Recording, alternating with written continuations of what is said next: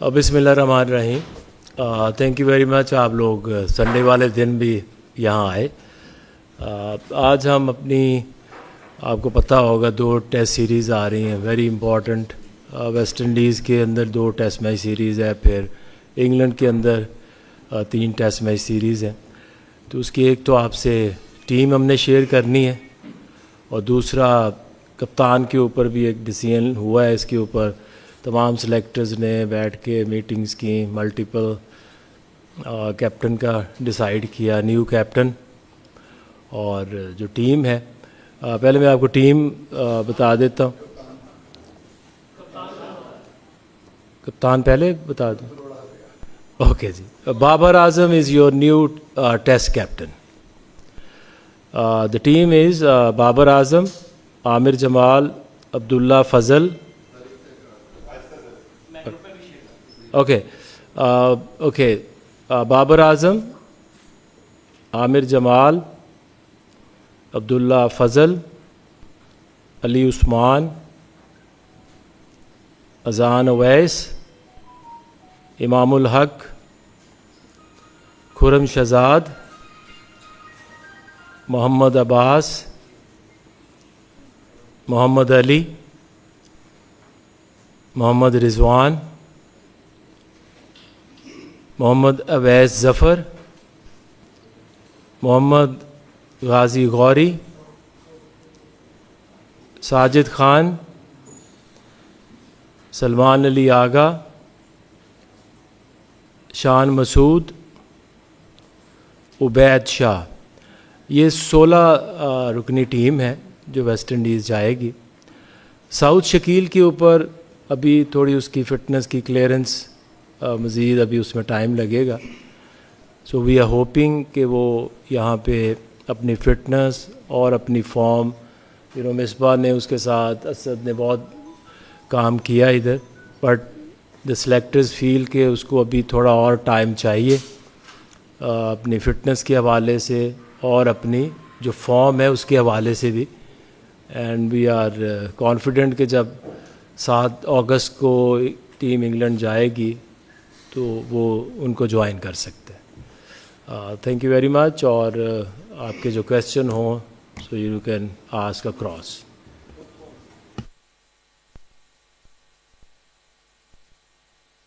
जी आके साहब, कप्तान चेंज कर दिया आपने। जितना मतलब मुश्किल वक्त पाकिस्तान की क्रिकेट पर ये गुज़िश्ता 1 साल 1.5 साल में आया है, सिलेक्शन कमेटी वहीं की वहीं है। होना तो ये चाहिए था ना कि सिलेक्शन कमेटी में भी कुछ लोग रिज़ाइन देते।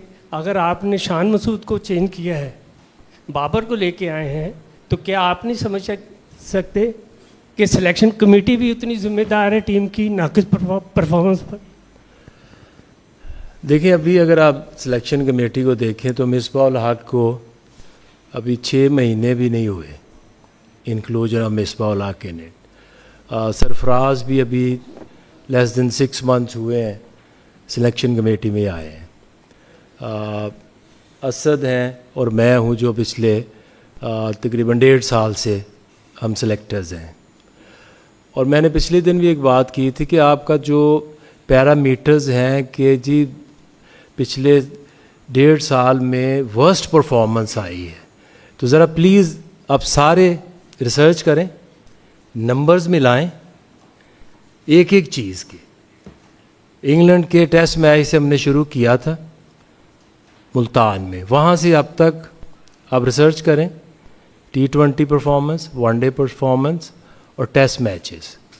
इस दौरान जो हम कह रहे हैं ना कि जी वर्स्ट परफॉर्मेंस आ गई है, ज़रा वो भी उसको देखें और फिर उसके ऊपर अब जब भी चाहेंगे मैं आपके साथ बैठ के उसके ऊपर बात करने को रेडी हूँ।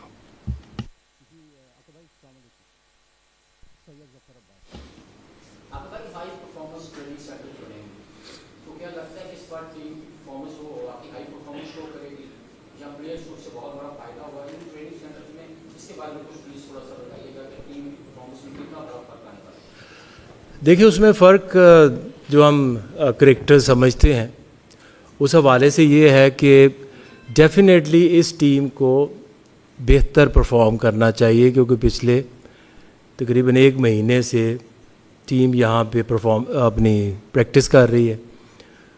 जिस तरह की पिचेस रिक्वायर्ड हैं, घास वाली, थोड़ा बाउंस, उस तरह की हमने इनको प्रैक्टिस भी कराई है, फिटनेस भी बेहतर हुई है। जब ये बांग्लादेश गए हैं तो आजकल की क्रिकेट में एट टाइम्स ना आपको टाइम नहीं होता। PSL हुआ, उसके बाद फॉरेन टूर था। ये टीम की प्रिपरेशन बहुत बेहतर है। आपको ट्रेनिंग अगर करनी है, किसी टीम के लिए कैंप्स लगाने हैं, तो मैं समझता हूँ कि हाई परफॉर्मेंस जो अभी रिवाइव हुए हैं, इसके अलावा तो कोई आपका सर्वाइवल है नहीं। तो ऑफ सीज़न में आप पूरी दुनिया में देखते हैं आपके हाई परफॉर्मेंसेस में ट्रेनिंग्स होती हैं, और हम सारे बड़े कॉन्फिडेंट हैं कि ये टीम जो है वो बेहतर परफॉर्म करेगी। आखिर ये कप्तानी का जो फैसला हुआ, बाबर आजम की तरफ हम दोबारा गए हैं। वर्ल्ड टेस्ट चैंपियनशिप के दौरान जब चल रही है, जिसके 4 टेस्ट मैचेस हुए हैं, 9 बाकी हैं, इसके बीच में एक बहुत ज़रूरी था कि हम फिर रिवर्स गेयर लगा के पीछे जाते और नए कप्तान को चैंपियनशिप के दौरान ही लाते। क्या सर्कमस्टांसेस रहे कि हमें फैसला करना पड़ा आप तमाम सेलेक्टर्स को, क्रिकेट बोर्ड को, कि दोबारा हम बाबर आजम की तरफ देख रहे हैं? देखिए, आजकल जो क्रिकेट है वो आपको पता 3 फॉर्मेट्स हैं। उसमें आप देखते हैं कि किस फॉर्मेट में आपकी जो परफॉर्मेंस है वो उस तरह से नहीं आ रही। इतने क्लोज मैचेस भी हमने देखे।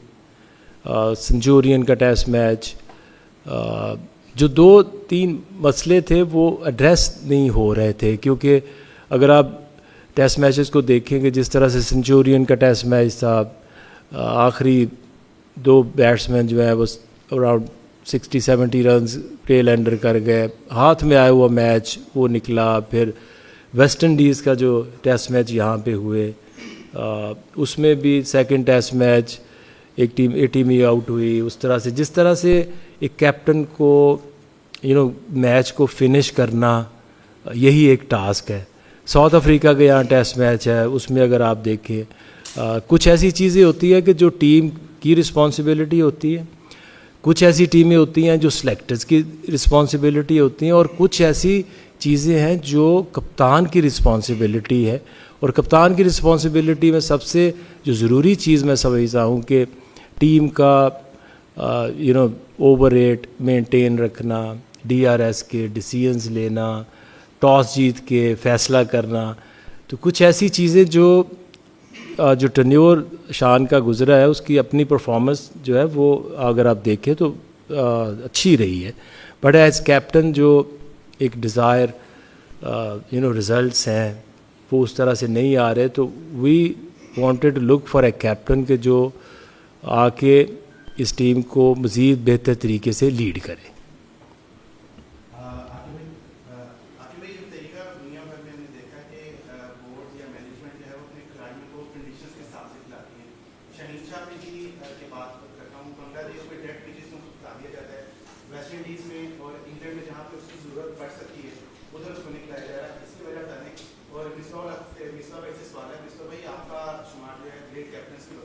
लेकिन हमने देखा है कि 2023 से लेके अब तक 5 से 6 कप्तान जो है उन्हीं के दरमियान म्यूजिकल चेयर चल रही है।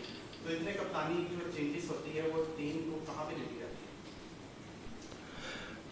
पहले आपको जवाब दे दूँ। आपने अभी कहा कि जो पाकिस्तानी टीम गई बांग्लादेश के अगेंस्ट डेड और फ्लैट पिचेस पे खेली। मेरा ख्याल आपने वो मैचेस नहीं देखे। इतना घास था और 4-4 सीमर खेल रहे थे, और वो उतनी ही इससे कम ग्रास वाली पिचेस आपको इंग्लैंड में मिलेंगी। और इसलिए जो भी हमें लगता है कि जो एक आपने देखा कि बांग्लादेश में जो स्पेशली जो फास्ट बॉलर्स की जो पेस को लेके हम बहुत कंसर्न्ड हैं, क्योंकि ये नहीं हो सकता कि आपके 4 के 4 सीमर जो है वो सेकंड थर्ड डे जो है 126 पे आ जाए। तो इसीलिए हमने थोड़े नए लड़कों को भी डाला है। उबैद को लेके आए हैं, इसलिए लेके आए कि आपकी जो पेस बैटरी है उसमें यहाँ पे और एविडेंस के ऊपर लेकर आए। ये ख्वाहिश भी नहीं लेके आए। रोज़ वो स्पीड गन्स यूज़ होती थी, किसकी पेस क्या आ रही है, कौन कितनी कंसिस्टेंटली तेज़ बॉलिंग कर रहा है। We have no problem with any individual, but जो सर्कमस्टांसेस हैं, जो रिक्वायरमेंट है, उसके हिसाब से हम टीम बनाते हैं। मिसबा जी, अस्सलाम वालेकुम। बिल्कुल आपकी बात ठीक है। क्रिकेट में कंसिस्टेंसी या ज़िंदगी में किसी भी चीज़ में कंसिस्टेंसी बड़ी इम्पॉर्टेंट होती है और कंसिस्टेंट रहने से ही रिज़ल्ट आते हैं। जहाँ तक कप्तानी की बात है, किसी की सिलेक्शन की बात है, कंसिस्टेंट डिसीजंस ज़रूरी हैं, लेकिन उसके लिए कंसिस्टेंट परफॉर्मेंस भी ज़रूरी है। तो ये भी देखना है कि आपको अगर मौके जितने मिल रहे हैं उसमें आपकी एज ए प्लेयर और एज ए कप्तान क्या परफॉर्मेंस है, क्योंकि जब आप एक सर्टेन टाइम तक वो परफॉर्मेंस नहीं दे पाएंगे तो कोई भी बंदा फिर वो सस्टेन नहीं कर पाता। अनफॉर्चुनेटली अभी पाकिस्तान में जो सिनेरियो बना हुआ है उस तरीके से टीम की परफॉर्मेंसेस नहीं हैं, और जब आप कप्तान भी होते हैं तो आपको फिर उस चीज़ की रिस्पॉन्सिबिलिटी लेनी है, जिसकी वजह से ये चेंजेस आ रही हैं। तो होपफुली कि बाबर आया है, खुद भी परफॉर्म करे और टीम की परफॉर्मेंस भी गिवन टाइम पे थोड़ी सी बेहतर हो। दोनों चीज़ों की रिस्पॉन्सिबिलिटी है। ये नहीं होता कि कोई आपका बोर्ड या सिलेक्शन कमेटी जो है वो बार बार चेंजेस करना चाहती है, बट समटाइम्स परफॉर्मेंसेस आपको मजबूर कर देती हैं कि आप ये चेंजेस करें। आकिब भाई, शाहीन अफरीदी के हवाले से पूछना चाहूँगा, उनको ड्रॉप किया गया है अगली 2 टेस्ट सीरीज़ के लिए, तो आप क्या is it the end of road for test cricket Shaheen के लिए, या कोई बिहाइंड द सीन्स प्लान है शाहीन के लिए कि उनको किस तरह टेस्ट क्रिकेट में वापस लाया जा सकता है? देखिए, आप टूवर सिलेक्शन करते हैं और कोई सिलेक्टर या कोई इंसान किसी के करियर का या किसी के फ्यूचर का तो फैसला नहीं कर सकता। अभी हमें ये फील हुआ कि जो आखिरी टेस्ट सीरीज़ हुई है उसमें हमें पेस की ज़रूरत है, और इसलिए ये टीम जो है सिर्फ वेस्ट इंडीज़ और इंग्लैंड के लिए है। ठीक, उसके बाद ये जो प्लेयर्स गए हैं इन्होंने भी तो परफॉर्म करके ही अपनी जगह बनानी है ना। ये कौन सी गारंटी तो नहीं हम दे सकते कि जी ये जो बॉलर्स आए हैं अगले 5 साल यही बॉलर्स खेलेंगे। तो इट्स अबाउट द कंडीशंस। और जो शाहीन है वो अब एक प्लेयर है, ज़बरदस्त बॉलर है। अब एट टाइम्स आपको देखना पड़ता है कि आपने कौन सी क्रिकेट पे कितना फोकस करना है, आपका इंटरेस्ट किस में ज़्यादा है।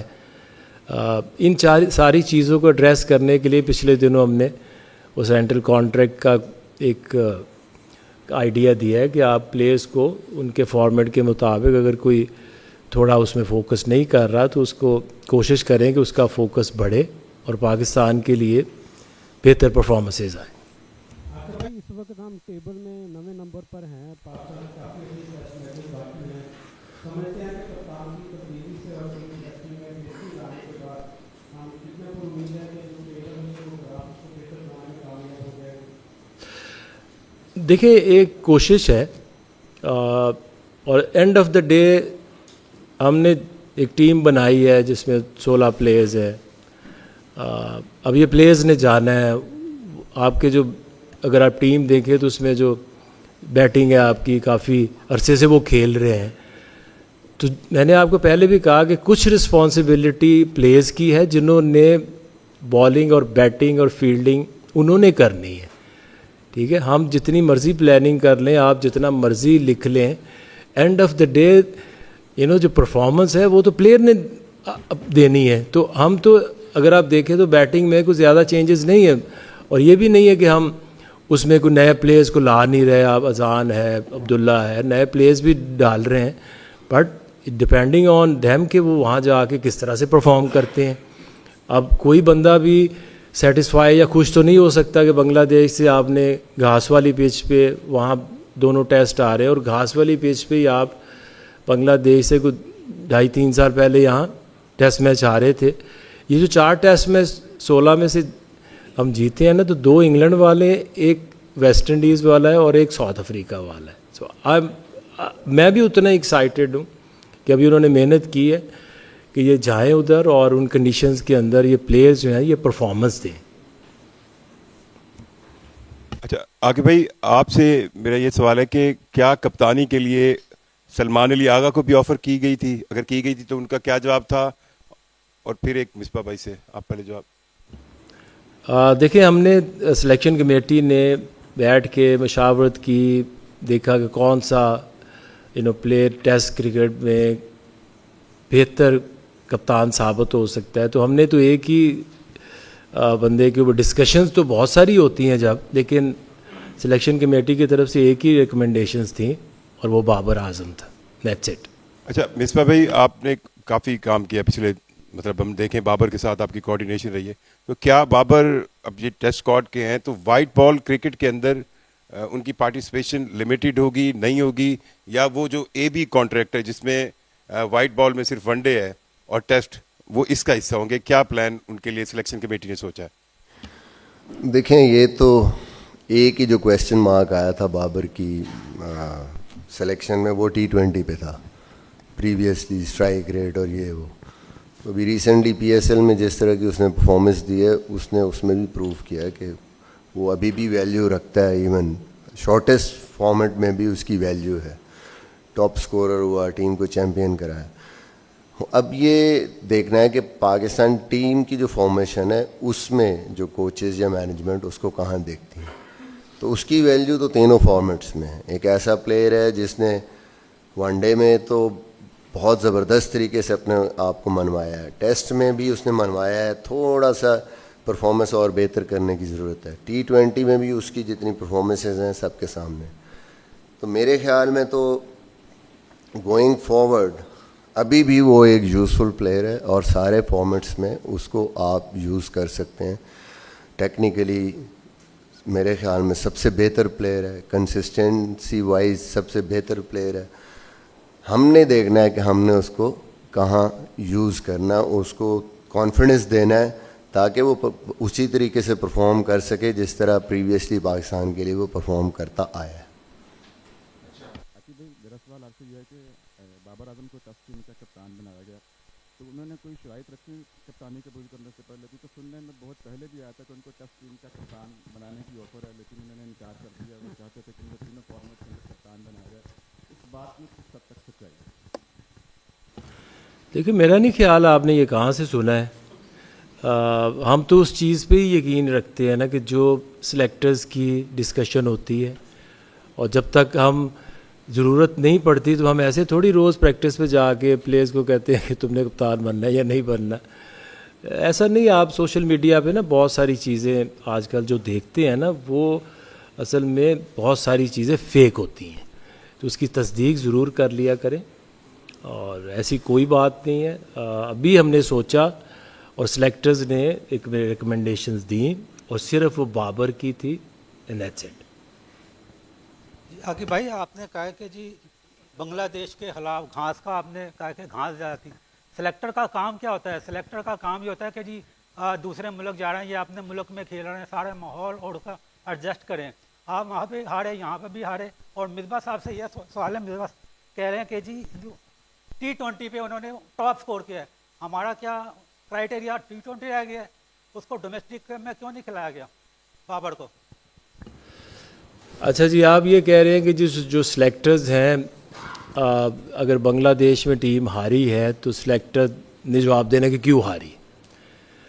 यहाँ पे मैं तो खुद बता रहा हूँ कि हमें रेड बॉल में प्रॉब्लम्स आ रही हैं।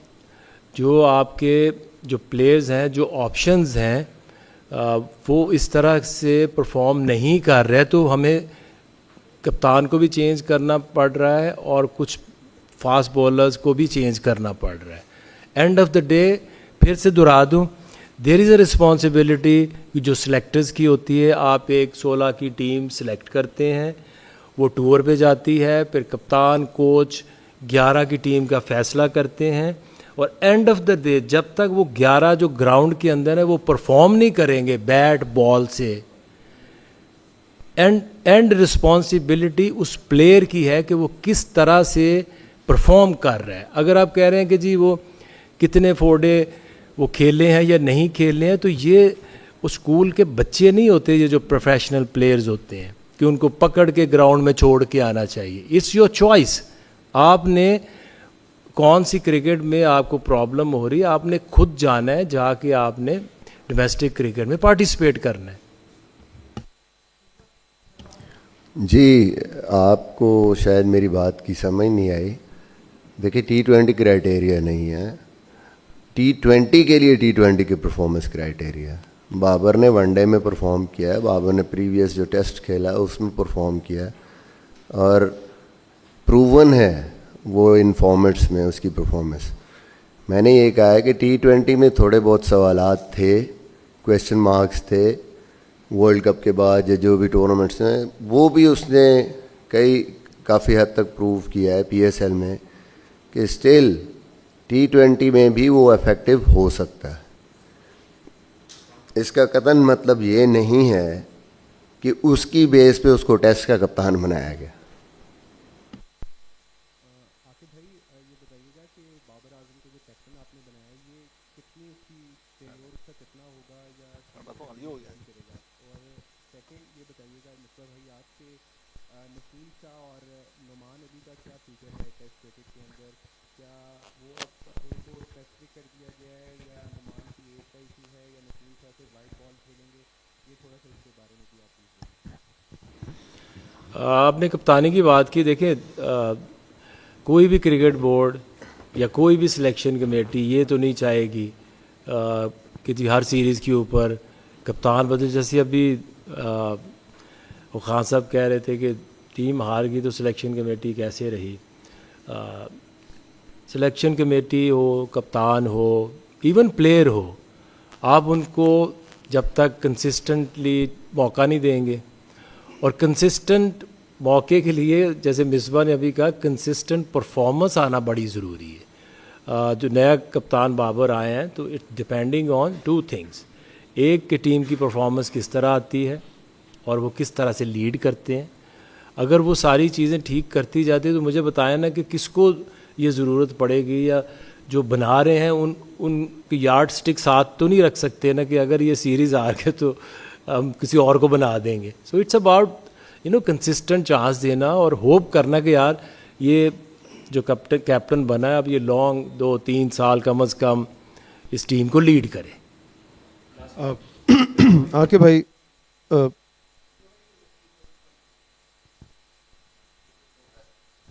देखेंगे, ये किसी एक टीम के अनाउंस होने से ना किसी का कैरियर ख़त्म होता है ना उस पर फुल स्टॉप होता है। ये तो आगे आप देखते हैं कि वो प्लेयर कैसे परफॉर्म कर रहा है, उसकी कहाँ ज़रूरत है। नसीम के लिए तो मेरे ख़्याल में सीधा जो है वो नज़र आ रहा है कि अभी सीज़न आएगा, खेलेगा, अपने आप को प्रूव करेगा, तो उसका कहीं पे भी आपको ज़रूरत पड़ सकती है। अभी तो शाहीन या नसीम को ना पिक करने की यही वजह है कि वो अभी ना वो 4 डे खेल रहे हैं, ना उस तरह उनका वर्कलोड पूरा है, और इस वजह से थोड़ा सा जिन लोगों ने फर्स्ट क्लास खेली है उनको प्रेफर किया। नुमान के लिए भी मेरे ख्याल में स्टिल ओपन है, कहीं भी उसकी ज़रूरत पड़ेगी ज़रूर उसकी सिलेक्शन में हो सकती है। आके भाई, मेरा आपसे 2 सवाल हैं। एक सवाल ये है कि आपने कहा कि आप रिकॉर्ड उठा के देखें, हमने T20 में वनडे में परफॉर्म किया है, वो बायलैटरल सीरीज़ थी। हम इंटरनेशनल इवेंट्स की बात करते हैं, जब भी इंटरनेशनल इवेंट आता है तो वो बायलैटरल सीरीज़ की परफॉर्मेंस कहाँ जाती है? हम ये समझते हैं कि बायलैटरल सीरीज़ में जिन टीम्स के अगेंस्ट हम खेलते हैं वो अपनी फुल स्ट्रेंथ के साथ नहीं आते, हम फुल स्ट्रेंथ के साथ जाते हैं। तो जब हम बड़े इवेंट्स में जाते हैं तो वो फुल स्ट्रेंथ के साथ आते हैं, तो हमें बड़े इवेंट्स में हराते हैं। एक ये, और दूसरा आपने अभी फास्ट बॉलर्स के हवाले से कहा कि फास्ट बॉलिंग्स जब पाकिस्तान में टीम आती है खेलने तो आप वहाँ पर स्पिन ट्रैक बना देते हैं, तो फास्ट बॉलर्स के लिए ऑप्शन तो बचती ही नहीं, वो डेड हो जाते हैं, ना उनको डेड विकेट्स पे तेज़ बॉल करने का मौका मिलता है, ना उनकी फिटनेस बेहतर होती है। इसके लिए आपने क्या सोचा है कि अब जीत का फार्मूला क्या होगा? जो आप कहते थे कि जीत का फार्मूला होता है, तो कोई इंटरनेशनल इवेंट्स के जीत का फार्मूला भी है आपके पास? देखिए, हमेशा ना आप साफ़ी हैं, आप भी ये काम 40-40 साल से कर रहे हैं, तो आप तो काफ़ी कंसिस्टेंट हैं। इस कुर्सी की तरफ चेंजेस आती हैं और बेशुमार आती हैं, ठीक है।